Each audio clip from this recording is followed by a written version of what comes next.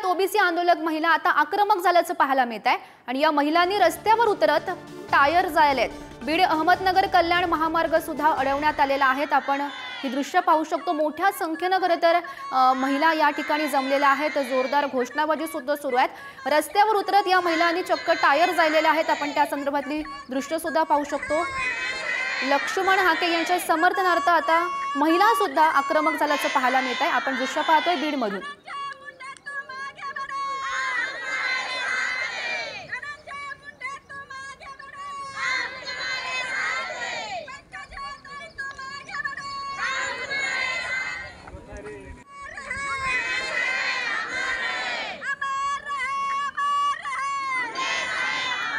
तर आपण सध्या ही दोन दृश्य पाहतोय आष्टी आणि परळी मधून। दोन्ही ठिकाणी जो ओबीसी समाज आहे तो आक्रमक झालेला आहे। आष्टी मधली ही दृश्य ज्या ठिकाणी आपल्याला महिला आंदोलक दिसतायत, ज्या रस्त्यावर टायर जाळत निषेध व्यक्त करतायत। दुसऱ्या दृश्यांमधून आपण पाहू शकतो परळी मधली दृश्य आहेत, ज्या ठिकाणी जे आंदोलक आहेत ते एकवटल्याचं पाहायला मिळतं। आमचं ओबीसी समाजाचं आरक्षण आहे की आमच्या आरक्षणाला कसलाही धक्का लागला नाही पाहिजे। आमच्या ताटातला कोणीही घास दुसऱ्याच्या ताटात देऊ नये, याच्यासाठी आमचं हे आंदोलन आहे।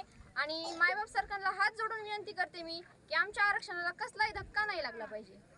तुम्ही आरक्षण मराठा समाजाला तुम्ही आरक्षण द्या नका देऊ, आमचा कसलाही विरोध नाहीये, परंतु आमच्या आरक्षणाला कसलाही धक्का लागू नये एवढीच आमची मागणी आहे। ओबीसी मधून त्यांना आरक्षण देऊ नये हे आज सगळ्या ओबीसी बांधवाच्या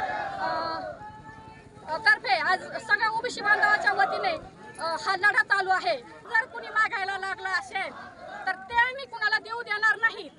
यासाठी आज आम्ही सर्व महिला भगिनी आज रस्त्यावर उतरलेलो आहेत।